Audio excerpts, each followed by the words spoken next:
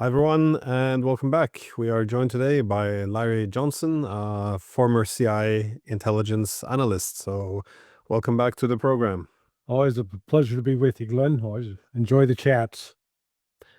Well, I think it's not an exaggeration now to say that Trump has become a war president, but Yeah. it also appears a failing war president, and which is not only having consequences on the battlefield, but as he's not really succeeding in the wars in the Middle East or against Russia, but it also has seemingly very wide consequences because the Russians, Iranians, Chinese, all these countries which I guess would create a natural balance of power, not military, but um, just avoid the excessive concentration of power. We see instead them cooperating more and more against the United States, which is not, I guess, beneficial to anyone.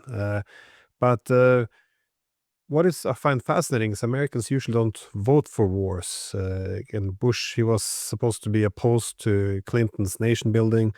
Obama got elected on change, and Trump also was going to end the forever wars. He was also going to be peace president. So the Americans always vote for the peace president, it seems, but they get the opposite. So I just wanted to, yes, look at some of these different conflicts we have, and I thought it would be a good idea perhaps to start with the Middle East. And again, every day I wake up, have to check which country Israel is attacking, and I was wondering how far you think this can go, because Israel itself is becoming overextended, isn't it? Yeah, that is the critical point, that Israel does not have unlimited resources, unlimited capabilities, unlimited manpower, finite across the board. It's a small country, but only 8 million people, probably less than that now with the number that have fled overseas in the wake of the different conflicts and attacks, both by the Houthis and then by Iran. Um, the thing that's really sort of fascinating to me, I keep using the imagery of a book written by Leon Uris, 50 years ago, called Mila 18, and it was about the uprising in the Warsaw Ghetto by a small group of Jewish fighters and how they held off the German army for 3 weeks. Well, here we have Hamas, who is not heavily armored or equipped with advanced weaponry. They've got rifles, pistols, so basically small arms. They've got some RPGs and some explosives they've built themselves, made themselves. And they're going up against what is a modern army with tanks, artillery, armored personnel carriers, helicopters, combat aircraft that can drop bombs, advanced intelligence systems. And with every advantage that Israel has had, it has been unable to defeat Hamas.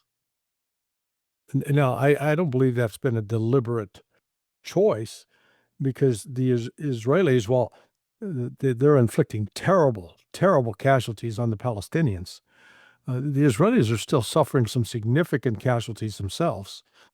And the emotional strain is starting to show with there's been an uptick in suicides among Israeli soldiers or reservists, because they're, these are people still with a conscience and are haunted by the murdering of children and women in particular that's taking place in Gaza.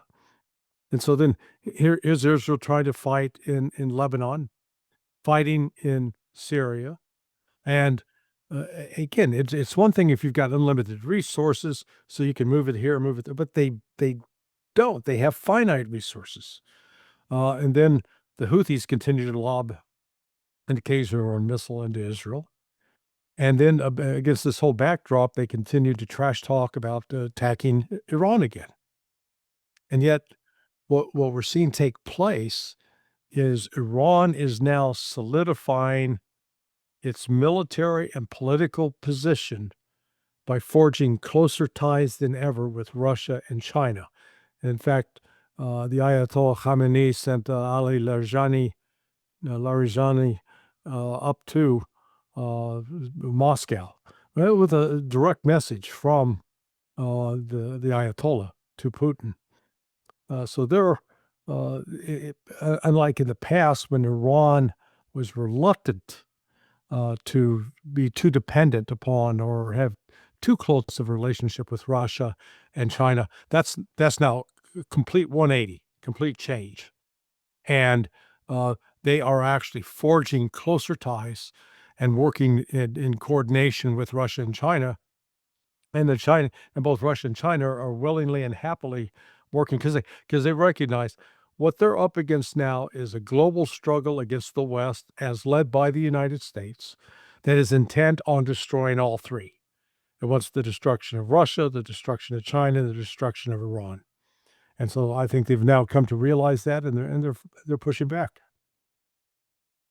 Yeah, it does appear almost that World War III has begun, given that they go after now. Yeah. Well, not just the war on Iran, but also ongoing war with Russia, and of course the continued talk about war and preparation of allies to also go after China.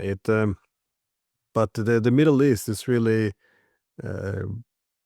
unique in this sense, given that there's so many different wars being played out at the same time. Right, right. I guess the big one, of course, is Syria at the moment. Well, how do you make sense of this? Is this now, is the process of cutting up Syria in spheres of influence or breaking it up in pieces, has this already begun in your view? Well, I'll defer to you with your historical background as an expert. But I think this is a classic example of outside powers trying to insert somebody in a leadership position who has no organic tie to the country. In other words, even though al-Jilani / al-Shara was born, I believe, in southern Syria, he doesn't represent a particular ethnic group. He doesn't represent a particular tribal group. He's not known as having, quote, a vision for what Syria should be. In contrast to, say, what the Ayatollah Khomeini was, even though he was in exile in France, his teachings, his philosophy, his speeches still resonated throughout important segments in Iranian society, so that when he came back in, he had a base of support. Whereas Jilani al-Shara, I posted a cartoon by a fellow named Nemo on my blog last night. And it's sort of like, you've seen those evolutionary charts that go from like a sea mollusk up through apes, and then man is finally walking upright.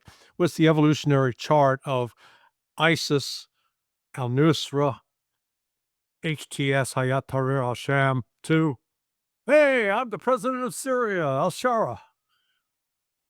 Completely, he is he's a device, an artificial device created by the West to try to create this illusion of, okay, now we've got a new Syrian in charge. And yet he's got no natural base or ties to the Druze, to the Kurds, to actually the Bedouin tribes, and then to the Alawites and to the Christians. So you've got, he has no political power or mojo, other than the fact that I was the head of an ISIS descended terrorist group that was created and funded in part by the West in order to help create a narrative to get rid of Assad. But nobody thought through what comes next. And then how does he acquire legitimacy? So without that legitimacy, this is like hitting a ball of mercury with a hammer. It fractures into different smaller balls. And so, the Bedouins fighting the Druze. You've got divisions even within the Druze. You've got the Sunni tribesmen. You've got the attacks on the Alawites and the Christians.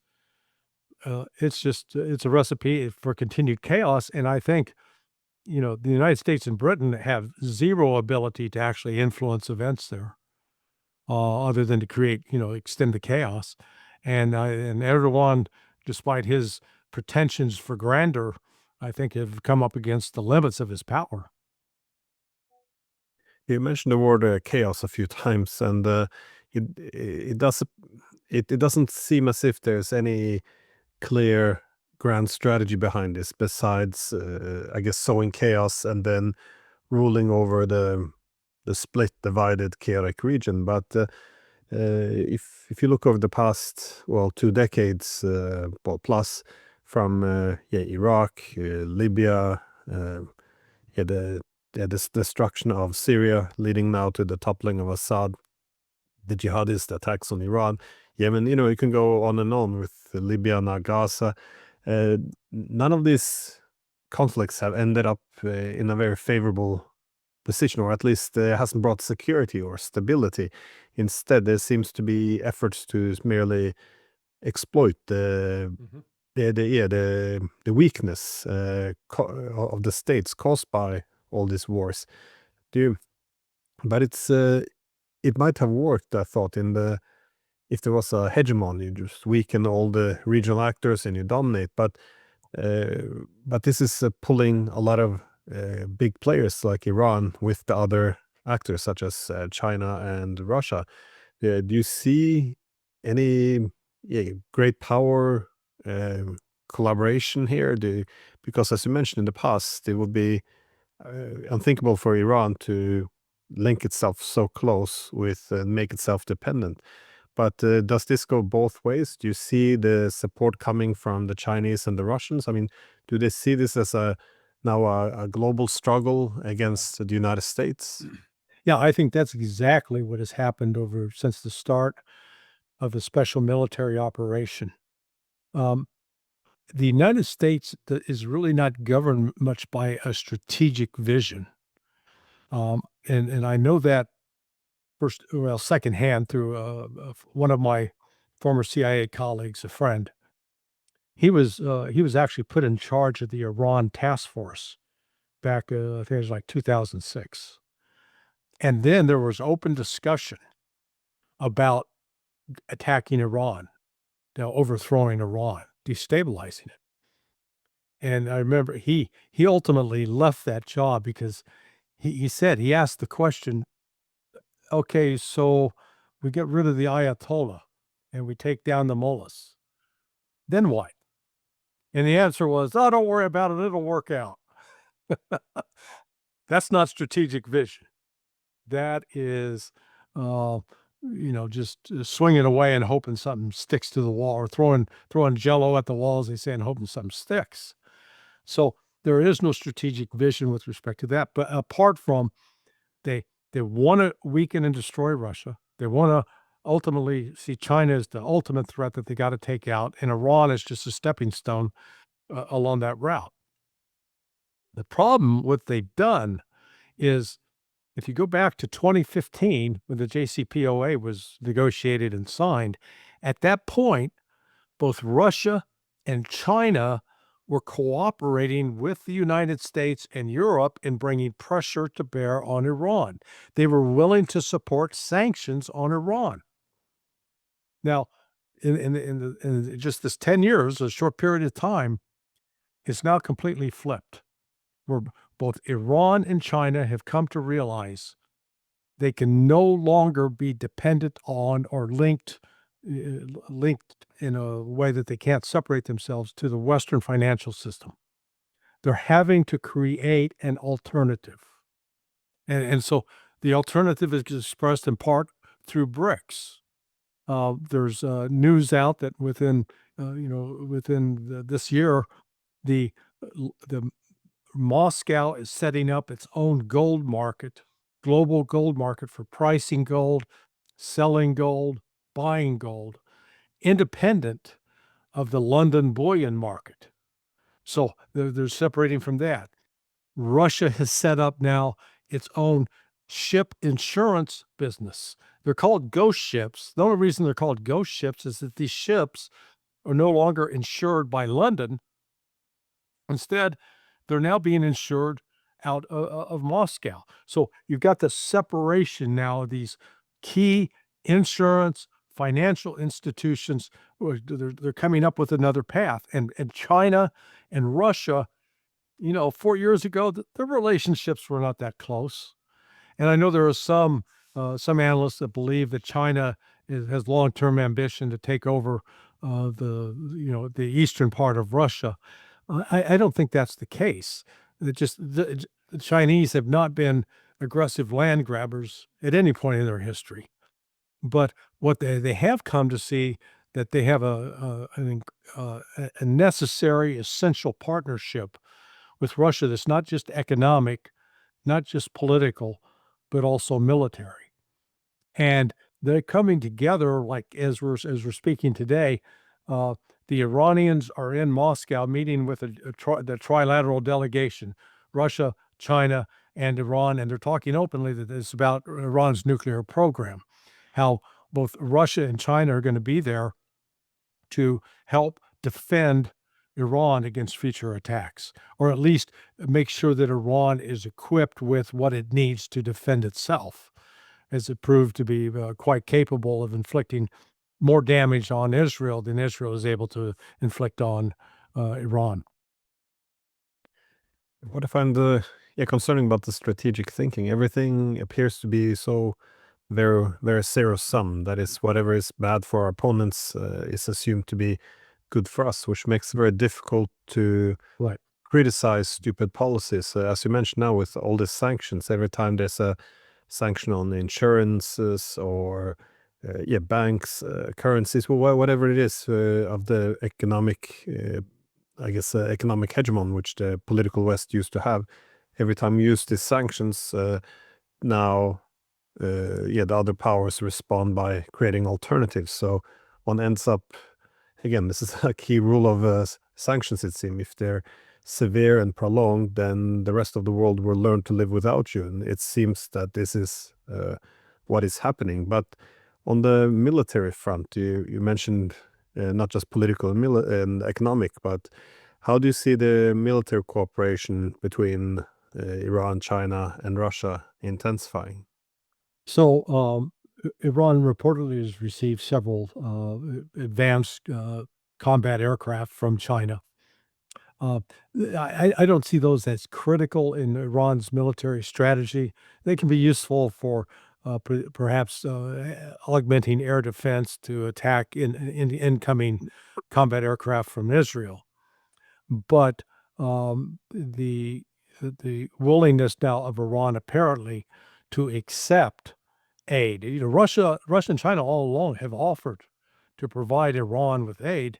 But prior to June 13th, that attack on June 13th, the sort of these moderate crew, the Pezeshkians and others, they were like, no, mother, please, I'd rather do it myself. We want to be our own person. We want to be friends with you, but we just don't need that kind of help. Well, that's now changed. They recognized they were idiots for taking that approach. Because Iran's air defense system still was no match to deal with what Israel has. The only combat-proven effective air defense system in the world right now is in Russia.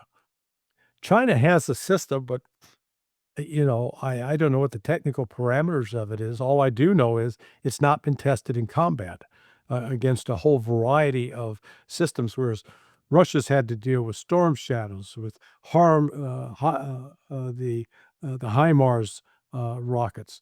So they've dealt with artillery shells. They dealt with so they've dealt with a variety of systems that have been used against it and proven pretty effective.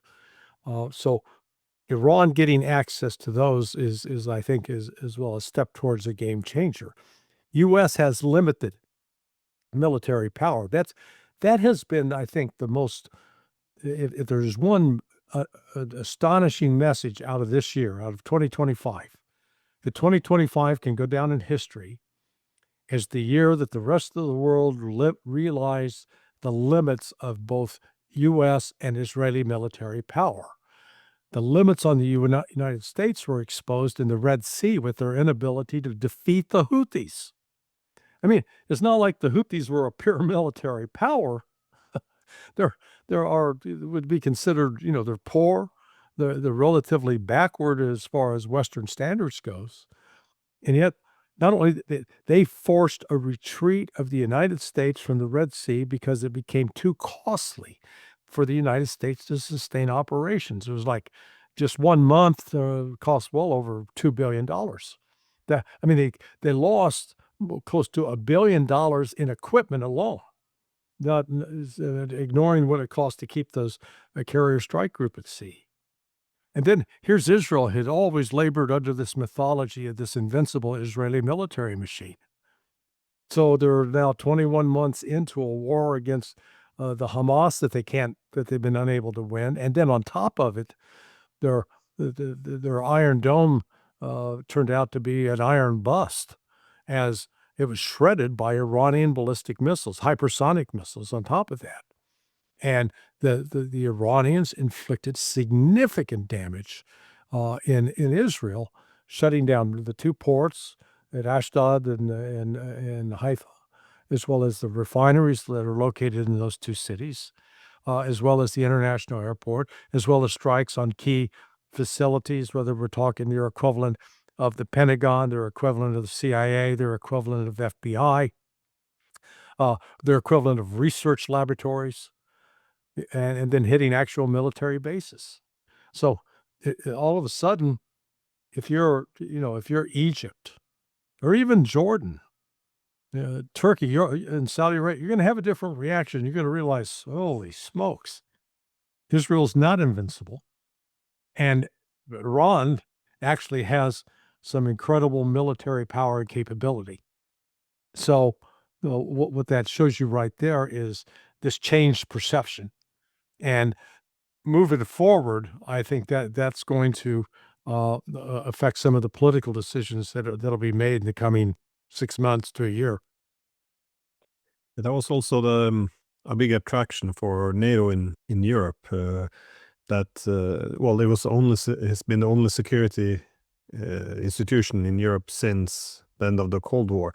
So either you're in it or you don't, you're not part of any security community. But also the idea that the United States, as the military hegemon, would have the final say in any conflict around the world.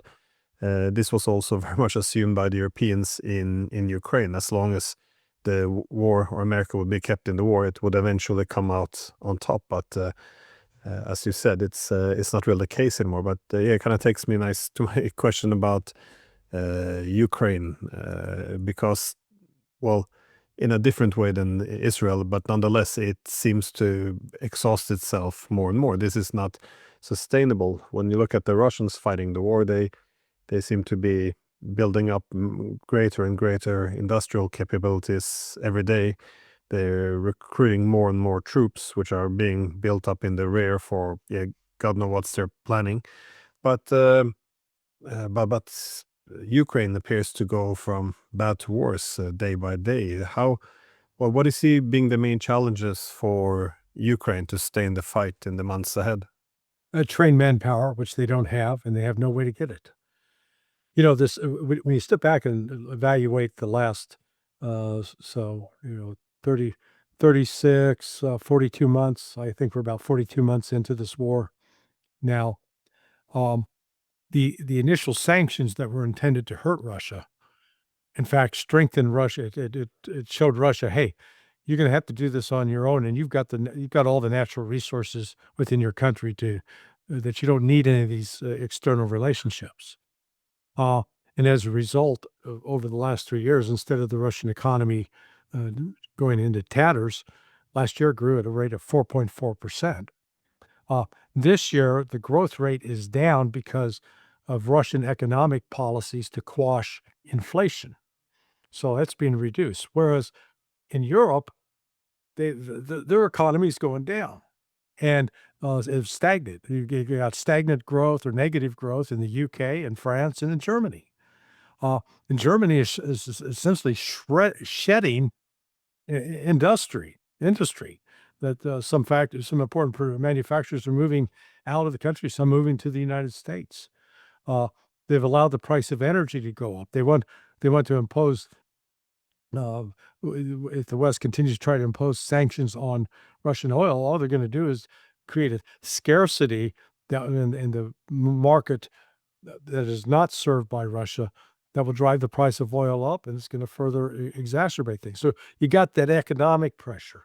Then you got the issue of can Ukraine produce enough weapons, ammunition, artillery shells, artillery barrels? No, it can't. It does not have the internal capability. It's relying on NATO. Well, they turn to NATO. Hey, well, let's get what we can from you, except like right now, pay attention. The Garand drone that Russia's launching is apparently costs about $50,000 to build. The Patriot missile battery to shoot down one of those Garand drones is firing up to 4 Patriot missiles. So each launcher has a 16-tube launcher on it, and 4 of the 16 will get launched at a Garand. Each one of those Patriot missiles costs $7 million. I can do basic math. I can multiply. That's $28 million being fired to take out a $50,000 drone. That is unsustainable economically, absolutely unsustainable. You can, if Trump sent the 17 batteries that he was talking about, it'd be over $1 billion right off the bat. And then you run into the problem, just do the math, that for 10 batteries, so you got 4 launchers per battery, and that means you're going to have a total of 64 missiles, 10 batteries, total of 640 missiles, and that means they only fire once. Lockheed Martin only makes 550 a year. So if all 10 batteries fire off their missiles, good luck. You're going to have to wait another year to get a reload. This is how crazy it is. And then add into that the manpower problem, because we've seen in recent exchanges of bodies of dead soldiers. Russia got 19 back the other day, and they turned over 1,000 Ukrainians. And the numbers have been 1,000. They've turned over close to 8,000 bodies in the last 3 weeks. And the Russians, total Russian dead is fewer than 50. Okay? So right there is just prima facie evidence of the lopsided losses Ukraine is experiencing. And then when you realize that, you can go recruit somebody off the street, that doesn't mean they're ready to know how to operate in a combat environment. Candidly, that process is going to take about a year. I'd encourage, people can go on YouTube and they can watch episodes of a HBO series called Band of Brothers. And Band of Brothers was about the formation of this paratroop regiment.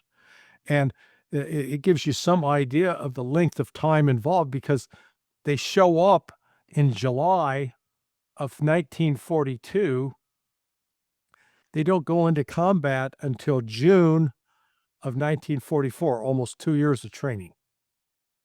And so minimum you need about a year of training. So that's what Ukraine is losing personnel at a rate that is unsustainable.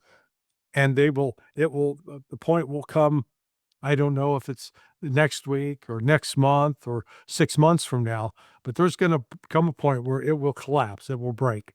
The stress will no longer be able to feed the personnel into the pipeline. Well, this draining the missiles or the interceptor missiles, making the warfighting unsustainable. This was also a theme in the war against Yemen, as they were using quite inexpensive drones, and then the Americans had to shoot off their very expensive missiles from ships, go back to reload effectively. It was simply not sustainable. But but the Russians are ramping up in quite a big way with the drones. So So is this a countermeasure now? Just talk about sending patriots. Is this just aimed at at least trying to secure some strategic sites, or is it just hot air and not any, just the sense that they have to do something? Yeah, it's like somebody trying to put up a paper tent in the middle of a hurricane. It's just gonna get blown apart. It does not. The United States does not have any weapon system other than a nuclear weapon that it could send into theater and put into use that would change the course of the war. If they did provide a nuke, yes, that would change the course of the war. It would lead to the end of Western civilization and cause, just incredible losses. But I don't think they're that crazy. At least I hope not. But up to this, this is inevitable. Just as the defeat of Nazi Germany in World War II, following the Battle of Stalingrad, the German fate was sealed, and it was further sealed after the Battle of Kursk. All it could do then was try to prolong the war, try to inflict more losses on the Russians, but the Russians could absorb it, and they did. And in the end, they prevailed. And that's exactly what's taking place here. Sure, Putin would prefer to say, hey, let's get a negotiated settlement, we'll stop the killing now. But these are our conditions, and the conditions haven't changed. The territory that was incorporated by plebiscites in September 2022, those are now permanently part of Russia. And if Russia is occupying parts of Sumy and Dnipropetrovsk, they're going to keep that too, because they've repeatedly told the Ukrainians, get out, surrender, and then you can keep like Dnipropetrovsk and Sumy. But if we have to go in there and we've fought and had men die for that, we're keeping it. So you choose. Ukraine now is they're in a desperation mode, because up until last week, they're saying, hell no, we're not going to go to any more talks with Russia. Now this week they're saying, hey, Russia, can we meet? Let's meet in Turkey this week to talk. They're getting enormous pressure from the United States to try to, quote, settle this, or at least keep the optics open that they are willing to negotiate. But people that think that Russia is going to soften in its position, I think Russia's position is getting harder each week. Particularly, I don't know if you had the chance to read the piece I put up at Sonar 21 the other night about the CIA's war on Russia, but it was based upon an article written by Tim Weiner in Foreign Policy, the journal. I call it the Journal of the Deep State, one of the journals of the Deep State. And within this, the premise, the thesis of Weiner's article was that you got a bunch of Russian-controlled stooges now in control of the CIA because of Donald Trump, and he's interviewing one former director of operations, a guy named Sylvester, and also comments about Sylvester's predecessor named Tomas Rakusan.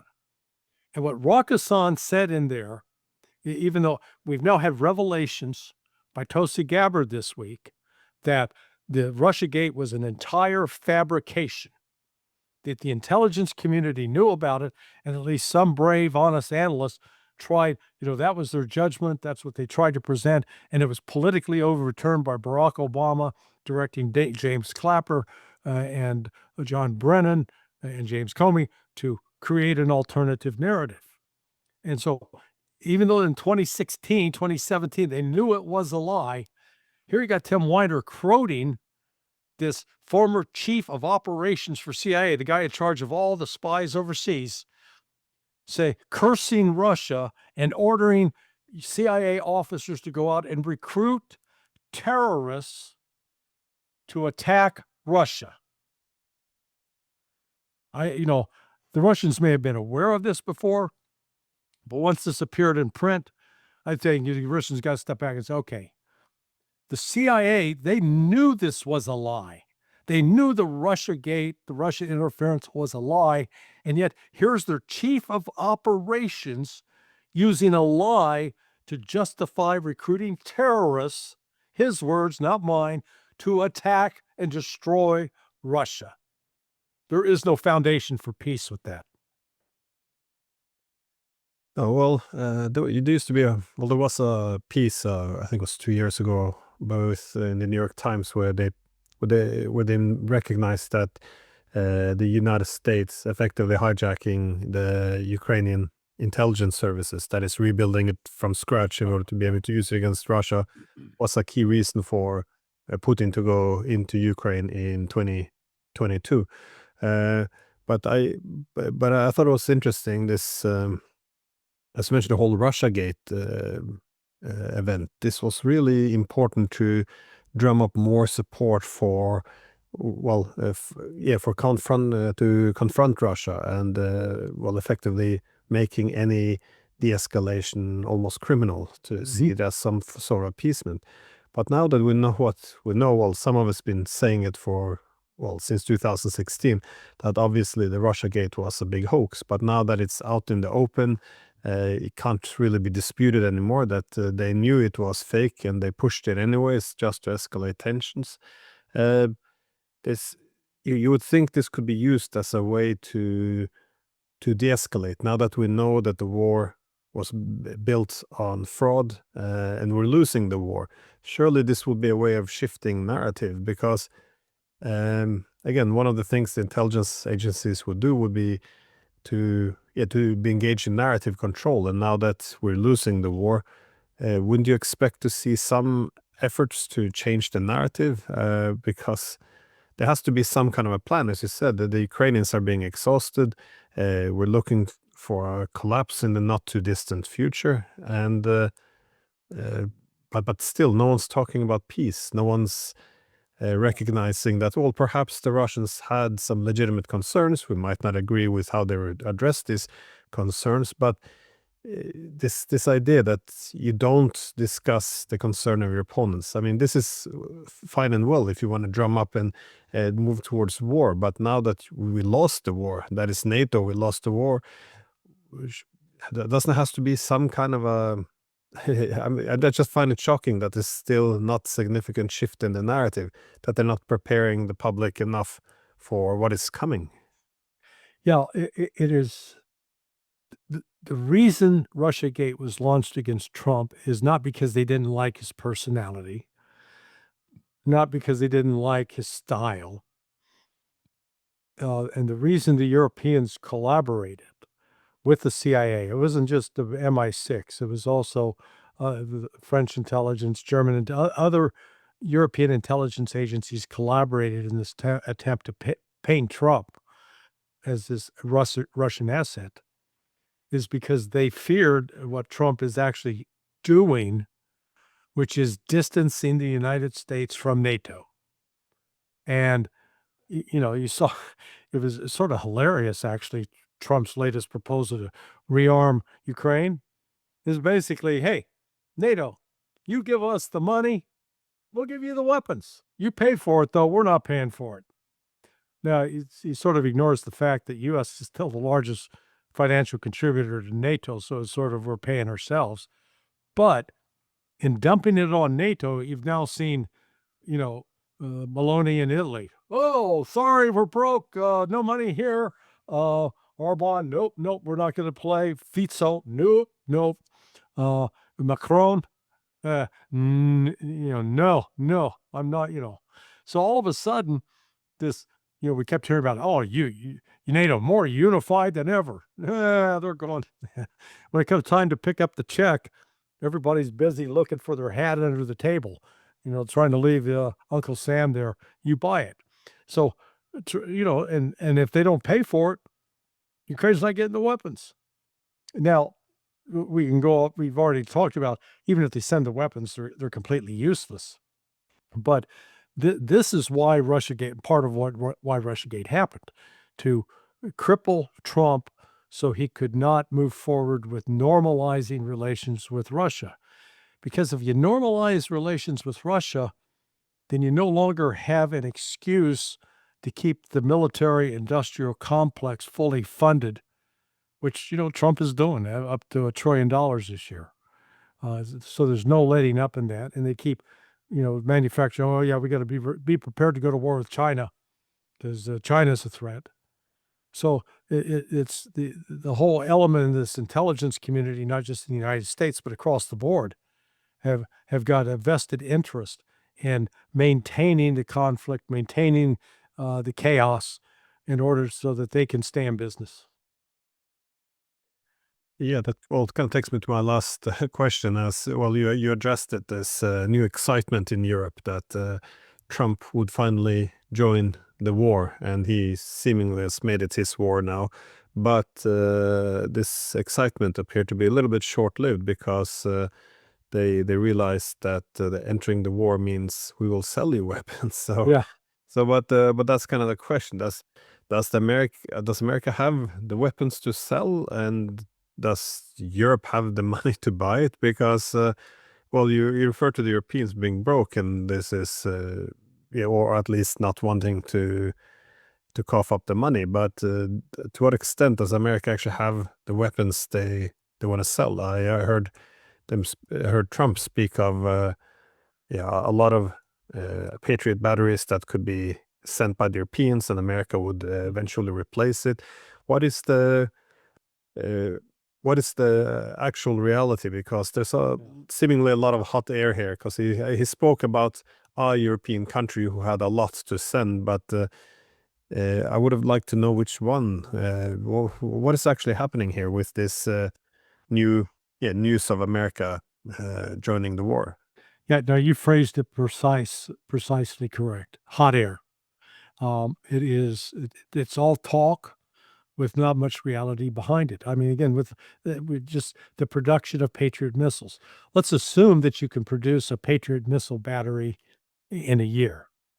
Right now, you go down a variety of different weapon systems, like the F-35 jet, reportedly takes between 18 and 24 months to produce. B-2 bomber, 18 months. M1 Abrams tank is reportedly taking 18 to 24 months to produce. And that's where you start with actually the actual tank shell already built. They're just refurbishing it to modernize it. Total Patriot missiles per year was 550. They're saying they may be able to get it up to 700. Which, when you sit back and think, wait a second, 700, that means you got about 20, you're building a total of enough missiles to fire out of 25 different batteries. It's nothing. I mean, when you look at, here's Russia last week. One day it fired 500 drones and missiles. Next day 550. Another day 700. Returning back to 550. Those volumes, and when you figure that if each one of those drones, you had to fire 4 Patriot missiles, you would have needed like 3,000 Patriot missiles that don't exist. Artillery shells, 155 millimeter. They're supposed to be doing like 70,000 a month, but it turned out they can only do 40,000 a month, which is, it works out to about 500,000 a year. Well, Russia's doing like I think on the order of 1 million a month, just by itself. So, you can't find a single weapon system in the West where they're able to do robust production, mass production, to scale up, to feed, to provide, if you will, a rate of replacement that might be expected in a modern combat environment. Whereas Russia's demonstrated it has done that in case after case with tanks, with artillery shells, with artillery barrels, with drones, with combat aircraft, Oreshnik missiles, hypersonic missiles. We can go back to April and May and June of 2022. There was an article at least once a week, once every other day, about how Russia is running out of missiles. Oh, any day now. Iskander, Kinshal, they're going to be exhausted. They're out. Instead, they're building them at mass rates. So this is where the West is in a self-denial and delusional about its capabilities to, quote, supply Ukraine. It does not have the ability to supply and sustain modern combat in Ukraine. Yeah, this is the delusional part. I think that's a very good description because it seems as if we exhausted ourselves completely in the war on Russia. We exhausted ourselves also in the Middle East now, and then at this point in time, we're also now having not just exhausted ourselves militarily, but also economically and in terms of political legitimacy. And at this point, we're now turning on each other, it seems, that is, with tariffs and trade wars. There's no real loyalty among each other anymore. And still, with all of this going on, there's still talk about the need to confront China. It's just there's only doubling down, it seems. There's no there's no reversal. Yeah. It's hard for me to see how any of this can play out properly, which kind of makes me concerned. What's going to happen? Sorry, I'll make that my last question. What is going to happen in Ukraine when it begins to fall apart? Because we do see that the front lines are cracking, and it's been for a while, but the Russians keeps intensifying. It's attacks. It intensifies territorial conquest. It intensifies the troops it kills and surrounds and takes from prison. We see the desertions on the Russian and the Ukrainian side intensifying. So, and there's nothing we can do to turn the tide here. So, Yeah. what will happen when Ukraine begins to collapse, not just militarily, but now we also see cracks in the political cohesion? It doesn't seem like we're prepared to scale this back, or Right. but we can't join the war either. We don't have proper armies anymore. We gave away our equipment as well. So what do you see happening? But so the one thing I'm sure that will happen is there will be a surge in Ukrainian refugees going into Poland, going into Romania, into the neighboring states. They'll be fleeing to get across the border because the Russians are coming. I fully anticipate that Russia will take control of Kyiv, that they will take control of Odessa, that they won't stop until Transnistria is under their control as well.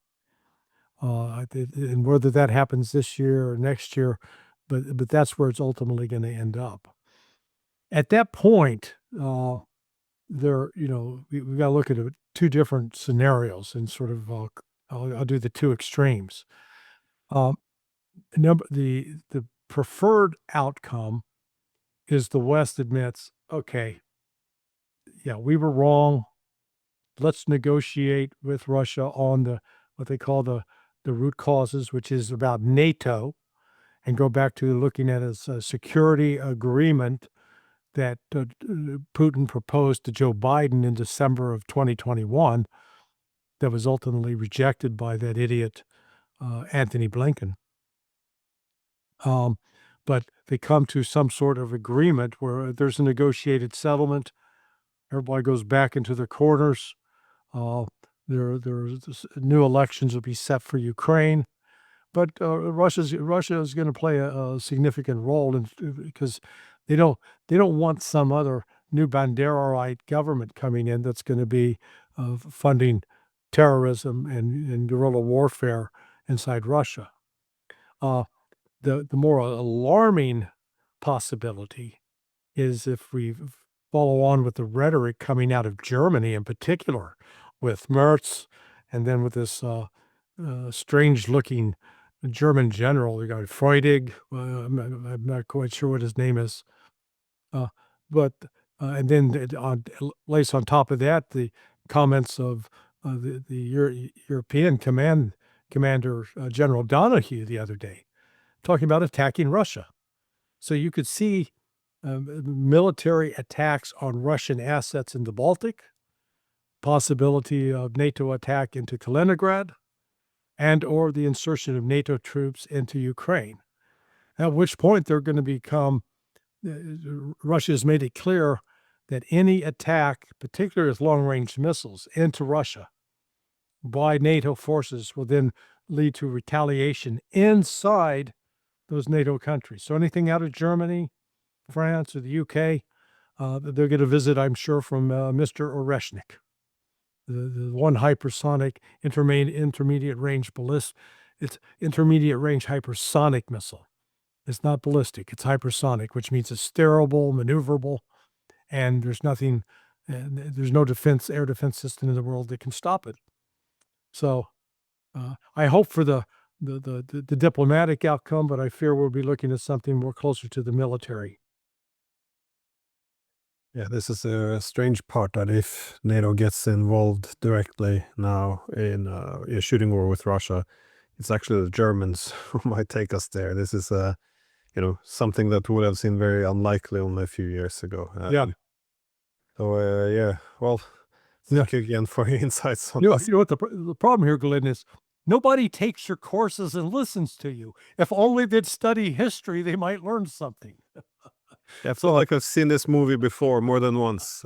It's you can see how it's gonna play out. It's and it was also unnecessary. Again, I keep reminding people that the main foreign policy of Russia after the Cold War was to integrate into the political West. That its main security concern has been what has been the opposite. That is the efforts to develop or construct a Europe without Russia, which unavoidably became a Europe against Russia. The idea that we could just keep the largest country in Europe outside of Europe by reviving the Cold War military bloc and the whole Cold War logic, zero-sum structure, everything with security. It should have been very, very predictable. I remember when I wrote my PhD thesis about this, over a decade ago. It was told that no, it's NATO's not zero-sum. It's Russia has zero-sum mentality. It's not that we're expanding on their borders. It's not that we're putting missiles there. It's just that Russia sees this as a threat, but this is just, in their heads. It's quite amazing how we ended up here. Yeah, and when you look back, particularly in the 1990s, it'd be one thing if, with the collapse of the Soviet Union, you had a strong man take over in Russia who was calling for building up the military, who was calling for aggressive military actions against neighboring countries, and who was threatening the world. But that's not what happened. It was just the opposite of Russia saying, "Hey, will you be my friend?" And every effort, they got played for the fool until the time when they finally put Putin in place to say, "Hey, you got to stop the bleeding here, buddy." And yet, even from the time Putin came in, again, Putin did not embark on, providing color revolutions in other countries, a Russian version. And the failure to acknowledge that Russia was no longer a communist state, there's always as an authoritarian state. Oh, for cramp's sake. And yet, all of this was used to bolster a Western narrative that fed into creating a raison d'etre for attacking Russia and breaking it up. And unfortunately, the West made a bad bet. They forgot that Russia was completely self-sufficient in natural resources. And you know what? You can cut them off, but you can't cut them up.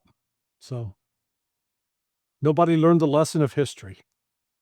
No, certainly not. And again, while we engaged in interference in elections with the color revolution after color revolution, it ended up with Russiagate blaming them for the interference in election. It's you could make this up, but we have this strange mentality now in Europe. If you bring this up, then it means you're taking the Russian side. But no one can explain to me why any of this enhanced our security. Why? Because it's allegedly pro-Russian. Somehow it's that this is that this was good for the Western security. I mean, it's very simple-minded tribal mentality going on here now. But yeah, absolutely. So thanks again for your time, Hey. and I always appreciate your view on things. I appreciate the invite, and I always look forward to chatting with you. Thanks, Glenn.